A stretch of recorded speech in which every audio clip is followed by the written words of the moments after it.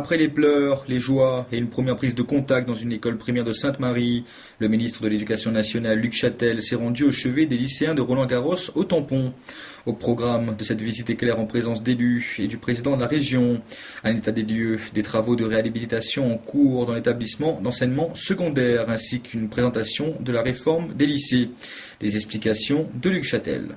Il est assez légitime que le ministre de l'Éducation nationale soit présent pour cette première rentrée 2010-2011, surtout à un moment où des réformes importantes ont été engagées et sont mises en œuvre en cette rentrée 2010-2011, avec naturellement la réforme du lycée. Nous allons en parler, monsieur le proviseur, dans un instant, avec les professeurs, avec les équipes pédagogiques, pour voir très concrètement comment elle s'est déclinée ici au lycée Roland-Garros, avec des avancées importantes, l'accompagnement personnalisé, le parcours d'orientation, l'ouverture sur le monde culturel. Donc il y a de vraies avancées.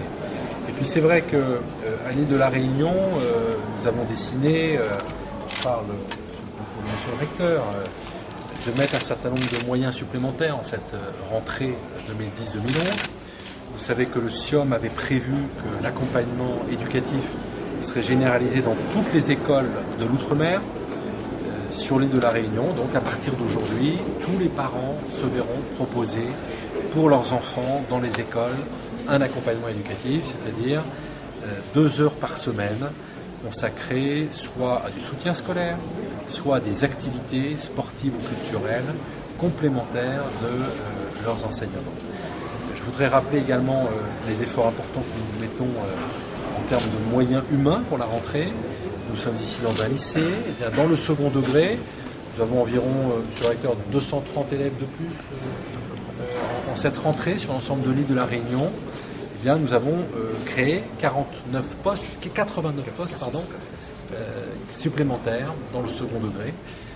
C'est un effort important, mais qui est nécessaire parce que nous avons besoin d'adapter notre offre d'éducation à la réalité du terrain et à l'évolution démographique que nous pouvons connaître ici sur l'île de la Réunion.